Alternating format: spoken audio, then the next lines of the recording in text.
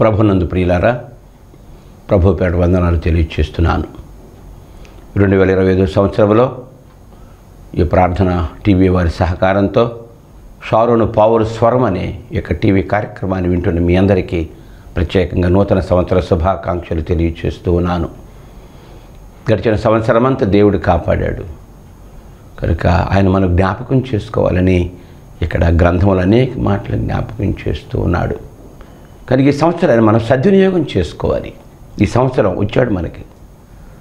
ఒకవేళ గత సంవత్సరం మన జీవితంలో ఆఖరి అయిపోయి ఉంటే ఎలాగుండేదో మనకు తెలియదు.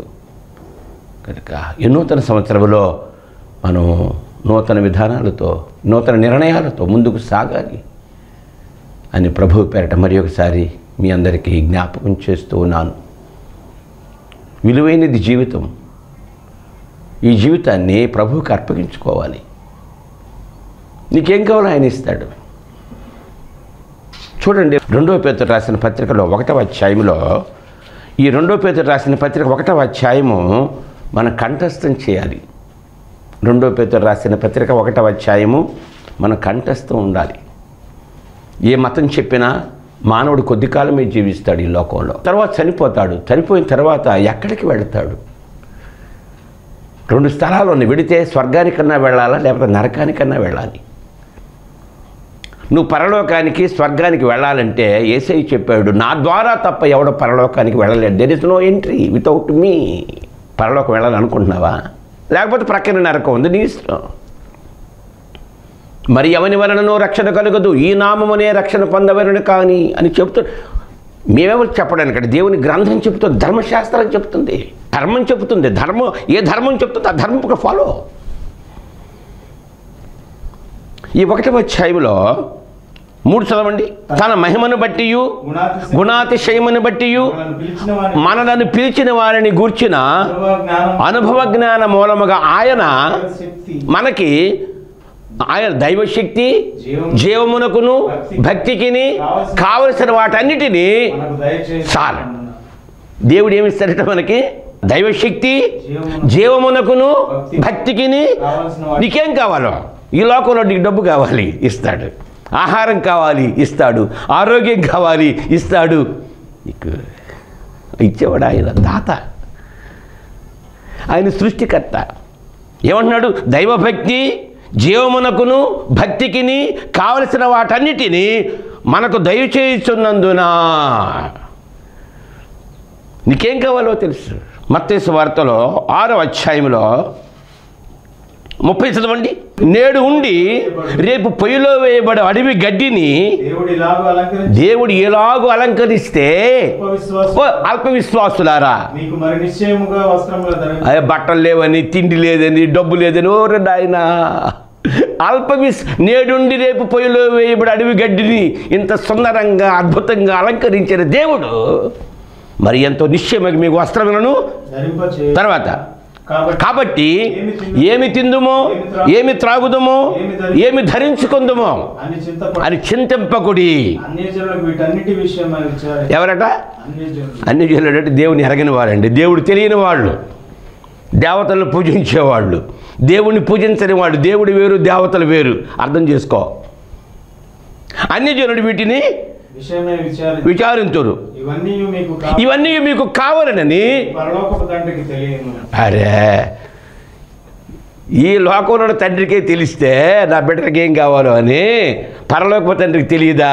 ఇవన్నీ ఏది కావాలి, ఏమి తిందుమో, ఏమి త్రాగుదమో, ఏమి ధరించుకుందామో, రోటీ కపడా మకాన్,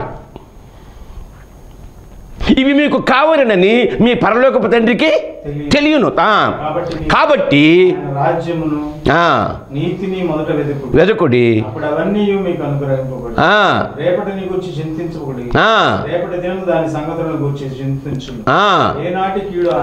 రేపటి సంగతి నీకు ఎందుకు రా నాయన, నువ్వు అలా ఉంటావో లేదు నీకు తెలుసా? ఎవరికొచ్చునో, ఎలా వచ్చునో, ఎప్పుడొచ్చునో, ఎక్కడొచ్చునో తెలియదురా నీకు, తెలియదు. అదేరా మరణం, అదేరా మర్మం, ఎవరికొచ్చునో. ఎప్పుడు చనిపోతావో తెలియదు. చూడండి, యాకోబు రాసిన పత్రికలో 4వ అధ్యాయం 13-14 చదవండి. యాకోబు రాసిన పత్రిక 4వ అధ్యాయంలో 13-14 వచనాలు. ఒకనొక పట్టణానికి వెళ్ళి అక్కడ ఒక సంవత్సరం ఉండి వ్యాపారము చేసి లాభము చెప్పుకుని వారులారా, రేపేమి సంభవించదు మీకు తెలియదు. మీ జీవము ఏ పాటిది? మీరు కొంతసేపు కనబడి అంతలో మాయమయ్యే అయిపోయి.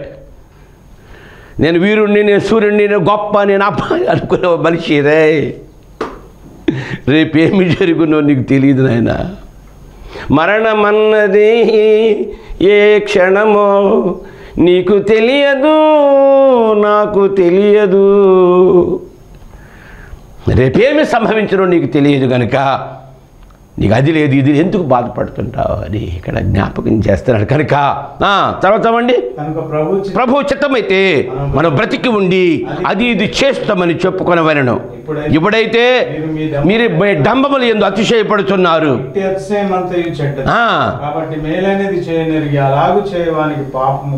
జాగ్రత్త. మేలు చెయ్యి, ఉపకారం చెయ్యి, ధర్మం చెయ్యి, భక్తి చెయ్యి.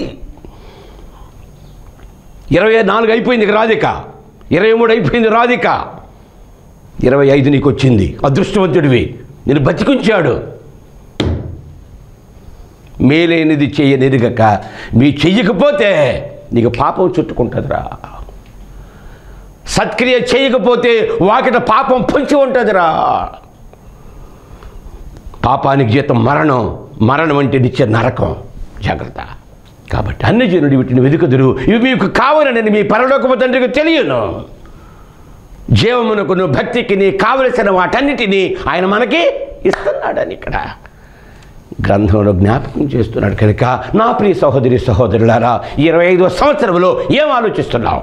ఎక్కడికి వెళదాం అనుకుంటున్నావు? పరలోకమా నరకమా? నీ ఇష్టం, నీ చేతిలో పెట్టాడు. డిసిషన్ నీదే, బాల్ నీ కోర్టులో ఉంది.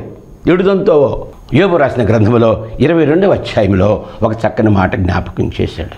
యోబు రాసిన గ్రంథము 22వ అధ్యాయంలో 21 నుంచి చదవండి. ఇది కథ. ఈరోజు గృహాల్లో సమాధానం లేదు, శాంతి లేదు, ఎవడు సుఖంగా లేడు. పైకి అలాగే ఈ టైలు ఈ కోట్లు వేసుకొని పైకి అలా తిరుగుతున్నామంతే. ఇంట్లో సమాధానం లేదు, హృదయంలో సమాధానం లేదు, శాంతి లేదు. ఏదో బ్రతుకుతున్నామంటే బ్రతుకుతున్నామంతే. కనుక నా ప్రియ సహోదరి సహోదరులారా, ఎప్పుడు ఉంటామో ఎప్పుడు పోతామో తెలియదు. నేడుండి రేపు పొయ్యిలో వేయబడే అంత ఆవిరి వంటి మనుష్యుడా. ఇక్కడ చక్కని సమాధానం చెప్తున్నాడు. ఈ 25వ సంవత్సరంలో ఉన్న మనకి చెబుతున్నాడు, ఇదిగో ఆయనతో సహవాసము చేసిన యెడల నీకు సమాధానము కలుగును. అలాగే నీకు మేలు, ఈ సంవత్సరం నీకు మేలు కలగాలి, నీకు దీవెన రావాలి, నీకు నెమ్మది కావాలి, నీకు సమాధానం కావాలంటే సహవాసము, ఫ్రెండ్షిప్ విత్ గాడ్. అబ్బే ఈ మధ్య చాలా గుడికి వెళ్ళట్లేదండి. క్రైస్తవులే గుడికి రారు, బైబిల్ చదవరు. ఏ సెల్ ఫోను లేదా టీవీ లేదా సినిమా. సినిమాకి వెళ్తే అన్నం తింటలేదా? సెల్ ఫోన్ చూస్తే అన్నం తింటలేదా? టీవీ చూస్తే అన్నం తింటలేదా? పడుకోవట్లేదా? అరే ఒక గంట ప్రార్థన చేసుకోవే. నీ సన్నిధిలో ఒక దినము గడుపుట 1000 దినముల కంటే శ్రేష్టమని చెప్తున్న 84వ కీర్తనలో దావీదు యోబు స్నేహితుడు జ్ఞాపకం చేస్తున్నాడు. ఆయనతో సహవాసము చేసిన యెడల నీకు సమాధానము కలుగును, అలాగు నీకు మేలు కలుగును. తర్వాత ఆయన నోటి ఉపదేశమును అవలంబించుము, ఆయన మాటలని హృదయంలో ఉంచుకొనుము. నువ్వు దేవుని వైపు తిరగాలి. తిరిగిన ఎడల నీ గుడారములో నుంచి దుర్మార్గమును దూరముగా తొలగించిన ఎడల నీవు అభివృద్ధి పొందెదవు. మంటిలో నీ బంగారమును, ఏటి రాళ్లలో ఓపెరు సువర్ణమును పారవేయి. అయ్యో అయ్యో, ఈ మాటలు ఎక్కడ చెప్పకండి బాబు. ఉంగరాలు పడేయండి రా బాబా. ఏది పడేస్తాడా ఎవడేలా? నా ప్రియ సహోదరి సహోదరులారా, 25వ సంవత్సరం నీకు ఇచ్చాడు, మర్చిపోకు. ఇది గడువు సంవత్సరం అని మర్చిపోకు. ఇదిగో 3 ఏండ్ల నుంచి అంజూరపు చెట్టును పండ్లు వెదకవచ్చుచున్నాను, ఏమీ ఫలము లేదు, తోటమాలి నరికివేయమన్నప్పుడు తోట వాళ్ళు ప్రాధేయపడ్డాడు. అయ్యా ఈ సంవత్సరం కూడా ఉండనిమ్ము బ్రతిమలాడు. గడువు సంవత్సరం ఇది. 25వ సంవత్సరంలో నువ్వు ఫలించాలంటే, నీకు సమాధానం కావాలంటే, నీకు నెమ్మది కావాలంటే, నీకు మేలు కావాలంటే ఆయనతో సహవాసం చేసిన ఎట్లా నీకు మేలు కలుగునని ఇక్కడ జ్ఞాపకం చేస్తున్నాడు. కనుక ప్రియ సహోదరులారా, 1 కొరింథీ 1:9 చదవండి. మన ప్రభు అయిన యేసుక్రీస్తు అను తన కుమారుని సహవాసమునకు మిమ్మల్ని పిలిచిన దేవుడు, ఆయన పిలిచాడు ఆయన సహవాసానికి. నిన్ను దాసుడిగా ఉంచలేదు, నువ్వు నాకు స్నేహితులారా అన్నాడు యేసయ్య. దాసుడైతే ఇంట్లోకి రాడు, బయట ఉంటాడు, స్నేహితుడితో వచ్చి పక్కనే కూర్చుంటాడు రా అని యోహాను సువార్త 15వ అధ్యాయంలో చెప్తాడు. మిమ్మల్ని స్నేహితులుగా చేసుకున్నారు, నువ్వు నా స్నేహితుడివి, మనం స్నేహితులం, ఒక తండ్రి బిడ్డలం మనం. ఎవరు చెప్తారండి ఈ మాటలు? ఏయ్ నువ్వు అక్కడ కూర్చోరా, నువ్వు అక్కడ కూర్చోరా, పైకి రాకరా, ఈ రేవు నీళ్లు తాగకూడదరా. నా ప్రియ సహోదరి ఇక్కడ యేసయ్య అన్నాడు, మీరు నా స్నేహితులు అన్నాడు. నా ప్రియ సహోదరులారా, 25వ సంవత్సరంలో నువ్వు ఆయనతో సహవాసం చెయ్యి. ఆ సహవాసాన్ని పిలిచాడు నిన్ను, నీకు అదృష్టం ఇచ్చాడు. తను ఎందరు అంగీకరించురో వారికి అందరికీ, అనగా తన యేసునామ విశ్వాసం ఉంచిన వారందరికీ దేవుని పిల్లలగుటకు ఆయన అధికారం ఇచ్చాడు. దేవుని పిల్లలుగా చేశాడు మనల్ని. మనం దేవుని పిల్లలము, సాతాను పిల్లలం కాదు, మనం దేవుని పిల్లలమని ఇక్కడ ఆయన జ్ఞాపకం చేస్తున్నాడు. చూడండి 15వ అధ్యాయం యోహాను సువార్త 14 చదవండి. నేను మీకు ఆజ్ఞాపించిన వాటిని చేసిన ఎడల మీరు నాకు స్నేహితులయ్యుందురు. దాసుడు తన యజమానుడు చేయు దానిని ఎరగడు గనుక ఇక మిమ్మును దాసులని పిలవక స్నేహితులని పిలుచుతున్నాను. ఎందుకనగా నేను నా తండ్రి వలన వినిన సంగతులన్నింటినీ మీకు తెలియజేసిన తర్వాత మీరు నన్ను ఏర్పరచుకొనలేదు.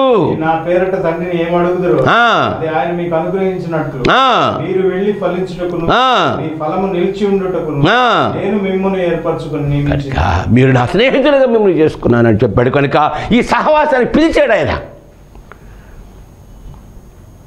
ఈ స్నేహితుని భాగ్యాన్ని నీకు ఇచ్చాడు. దేవుని స్నేహితుడు, దేవుని కుమారుడిగా, దేవుని స్నేహితుడిగా, దేవుని బిడ్డగా ఉండడానికి. యోబు గ్రంథంలో నువ్వు ఆయనతో సహవాసం చేసిన ఎడలా నీకు సమాధానము కలుగును, అలాగు మేలు కలుగును అని ఈ సంవత్సరంలో ఆయనతో సహవాసం చేసి చూడు. ఎంతవరకు ఎవరు స్నేహం చేసావో తెలియదు. బైబిల్లో చాలా చెప్పాడు చేయకూడని స్నేహాలు, చేసే స్నేహాలు. 1 దేవునితో స్నేహం చేయాలట, 2 యేసయ్యతో స్నేహం చేయాలట, 3 పరిశుద్ధాత్మతో స్నేహం చేయాలట, 3 దేవుని బిడ్డలతో స్నేహం చేయాలట, తర్వాత వాక్యముతో స్నేహం చేయాలి. చూడండి యోహాను సువార్త 8:31 చదవండి.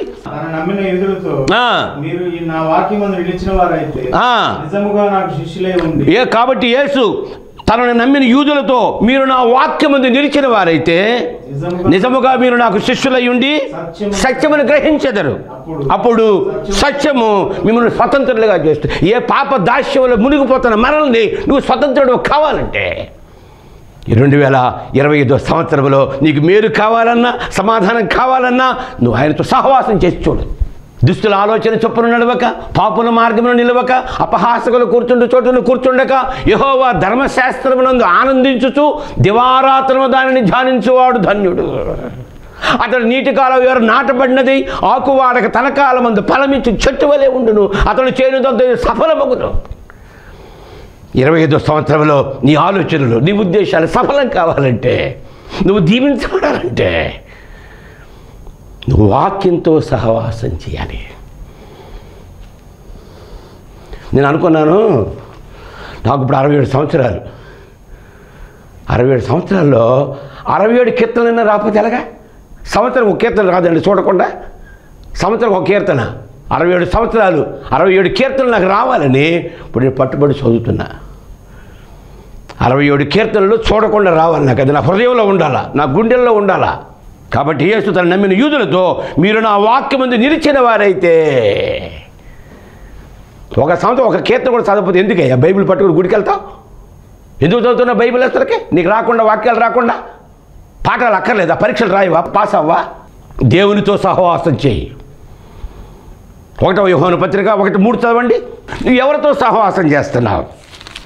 దేవునితో సహవాసం చేయాలి, ఆయన వాక్యంతో సహవాసం చేయాలి, ప్రార్థనా పరులతో సహవాసం మంచి వాళ్ళతో సహవాసం చేయి. లోకంలో చెప్తారు మంచి స్నేహాన్ని 10,000 ఇచ్చి కొనుక్కోవాలట, చెడ్డ స్నేహాన్ని 10,000 ఇచ్చి వదిలించుకోమంటాడట. నాయన మూర్ఖులతో స్నేహం చేయకూడదు అన్నాడు, దుస్తులతో స్నేహం చేయకూడదు, పనికి వారితో స్నేహం చేయకూడదు, అంధులతో స్నేహం చేయకూడదు, భక్తిహీనులతో స్నేహం చేయకూడదు, మూర్ఖులతో స్నేహం చేయకూడదు, కోపజిత్తులతో స్నేహం చేయకూడదు, తాగుబోతులతో స్నేహం చేయకూడదు.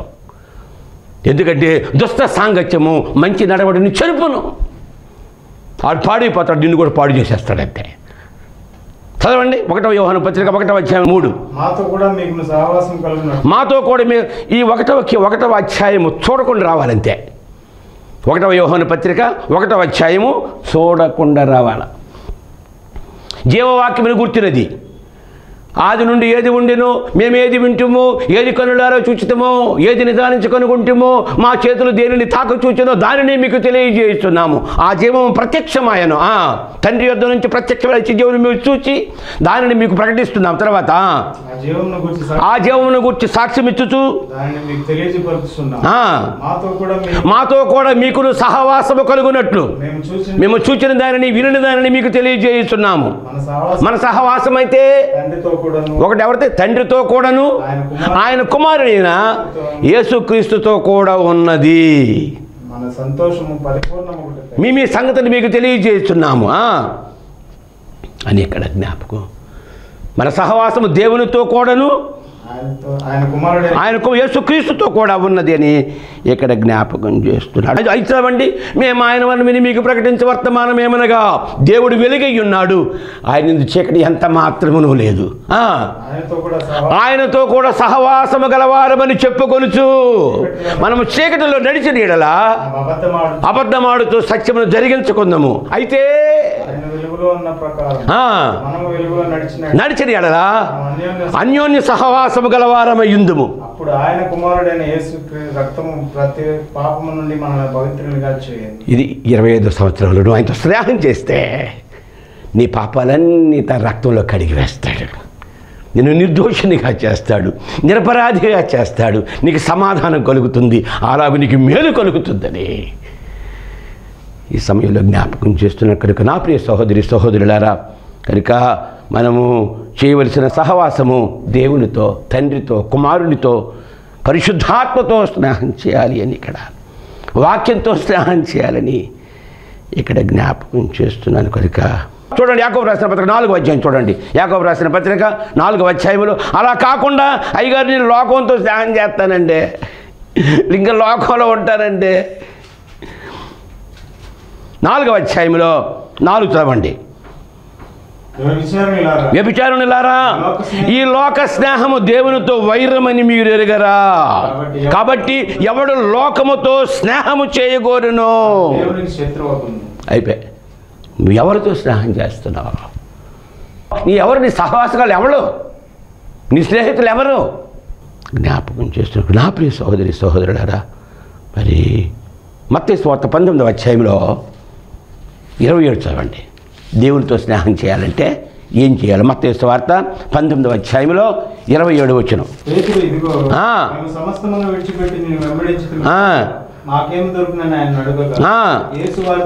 అప్పుడు చెప్పమని ప్రభు అన్నాడు, ధనవంతుడు పరలోకి వెళ్ళడరా, ఒంటి సూది పెద్దలను దూరుతుంది కానీ ధనవంతుడు పరలోకి వెళ్ళడని చెప్పాడు. అయ్యో అలాగైతే మేము మరి ఎలాగ అంటున్నాడు పేతురు గారు చెప్తున్నాడా 27 నుంచా?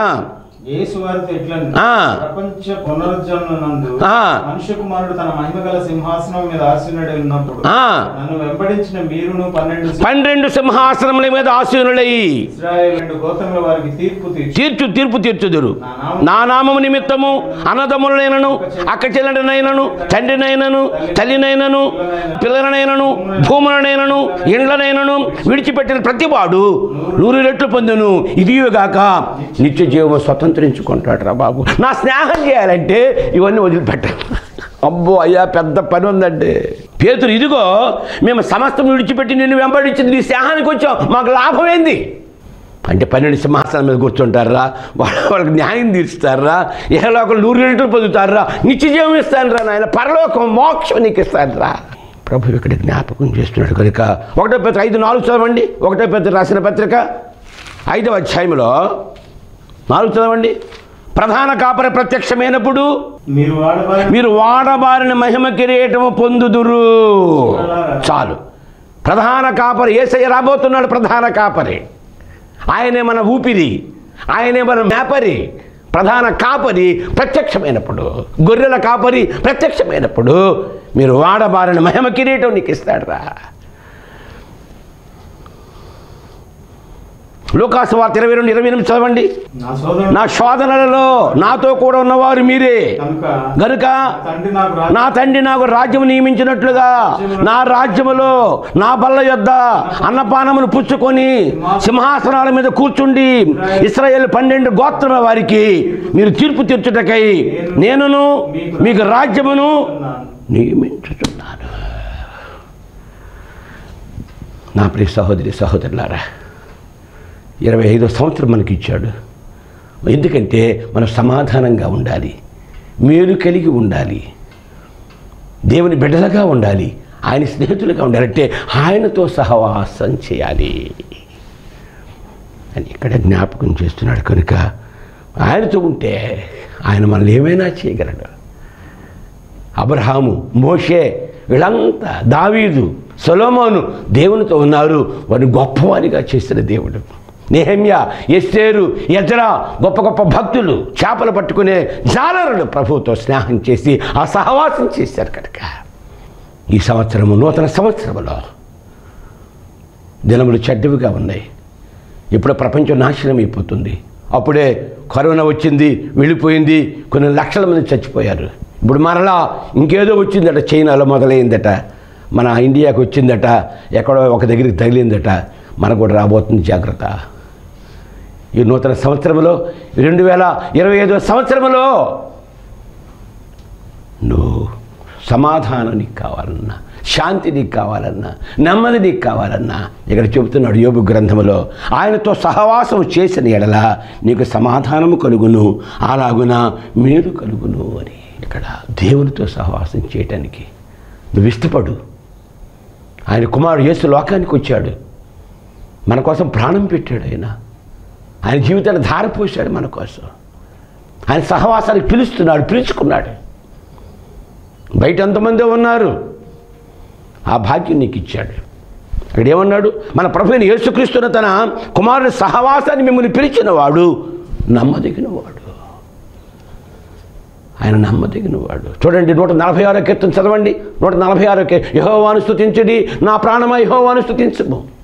నా జీవితకాలమంతా నేను ఆయన స్తుతించదను, నేను ప్రతి ఒక్క కాలమంతా నా దేవుని కీర్తించదను. రాజుల చేత నరుల చేత రక్షణ కలుగుదు, వారిని నమ్ముకొనుకొడి వారి ప్రాణములు వెడిలిపోవును, వారి మంటి పాలుగుదురు, వారి సంకల్పము నాడే నశించును.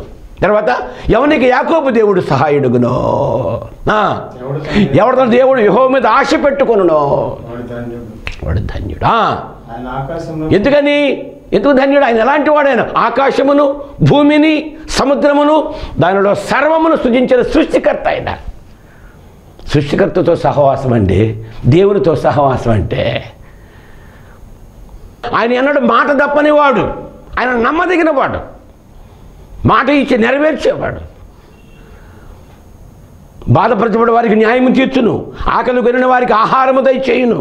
తర్వాత యెహోవా బంధించబడిన వారిని విడుదల చేయును, యెహోవా గుడ్డి వారి కన్నులు తెరవ చేయవాడు, యెహోవా కృంగిన వారిని లేవనెత్తువాడు, నీతిమంతులను ప్రేమించువాడు, పరదేశులను ఆదరించేవాడు, తండ్రి లేని వారిని విధవరాండుని ఆదరించేవాడు. భక్తిహీనుల మార్గమును ఆయన వంకరి మార్గముగా చేస్తారు. జాగ్రత్త. భక్తిహీనుల మార్గము వంకరి మార్గంగా చేస్తాడు. కనుక నా ప్రియ సహోదరి సహోదరులారా, ఏ సహవాసానికి పిలువబడ్డావో, ఏ సహవాసంలో ముందుకు సాగిపోతున్నావో, ఒకవేళ సహవాసంలో ఉంటూ కూడా దేవునితో సహవాసం చేయకపోతే ఈరోజే నీ జీవితాన్ని ప్రభువుకు సమర్పించుకో. అయ్యా, నీ సహవాసం నాకు కావాలయ్యా, నీ స్నేహం నాకు కావాలయ్యా, నీ తోడు నాకు కావాలయ్యా, నీ శక్తి నాకు బలం కావాలయ్యా అని అడిగినట్లయితే ఆయన సిద్ధంగా ఉన్నాడు. నువ్వు సిద్ధంగా ఉండమంటున్నాడు. ఎందుకో నీకు నాకు ఇచ్చాడు ఈ సంవత్సరం, 25 సంవత్సరం. దీన్ని సద్వినియోగం చేసుకో. ఏ కృప నీకు ఇచ్చాడో, ఏ దీవెన నీకు ఇచ్చాడో దాన్ని గ్రాప్ చేసుకో, దాన్ని సంపాదించుకో.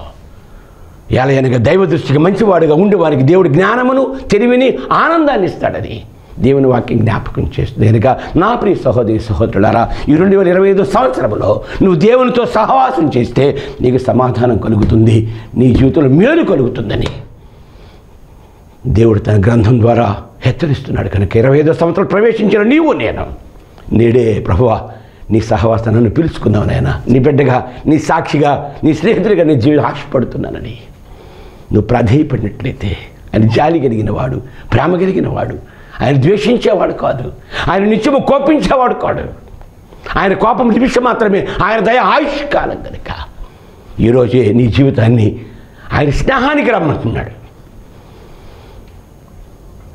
అటువంటి గొప్ప దేవుడు ఈ సమయంలో నిన్ను దీవించి ఆశీర్వదించి నీ గృహములో, నీ హృదయంలో నీ నెమ్మది కలిగించి నిన్ను దీవించాలని ఆశపడుతున్నాను. చిన్న ప్రార్థన చేస్తాను. మమ్మల్ని మిక్కిలిగా ప్రేమించిన మా పరలోకపు తండ్రి యేసయ్యా, నీకే స్తోత్రాలు. నీ సహవాసానికి పిలుచుకున్నావు ప్రభువా, ఆ గొప్ప భాగ్యాన్ని మాకు ఇచ్చావు. దాన్ని మేము కోల్పోతున్నాం ప్రభువా, సహాయం చేయండి. 25వ సంవత్సరం నేను నీతో అనుబంధాన్ని పెనవేసుకుని ప్రభువా, నీ బిడ్డలుగా, నీ సాక్షులుగా, నీ పనిముట్లుగా, నీ సాధనాలుగా వాడబడి నిన్ను మహిమపరిచి, ఘనపరిచి నీ సమాధానము, నీ శాంతి, నీ మేలు పొందే భాగ్యాన్ని బిడ్డలందరికీ ప్రసాదించమని అడుగు వాటన్నిటికంటే, ఊహించే వాటన్నిటికంటే అత్యుత్తముగా చేసే శక్తి కలిగిన యేసయ్య నామమును వేడుకొనుచున్నాను తండ్రి, ఆమేన్. మన ప్రభువును రక్షకుడైన యేసుక్రీస్తు కృపయు, తండ్రి అయిన దేవుని ప్రేమ, పరిశుద్ధాత్మ సహవాసం నిరంతరము మీకు, మీ కుటుంబాలకు తోడుగా ఉండి అధికముగా వర్ధిల్ల చేయునుగాక. ఆమేన్.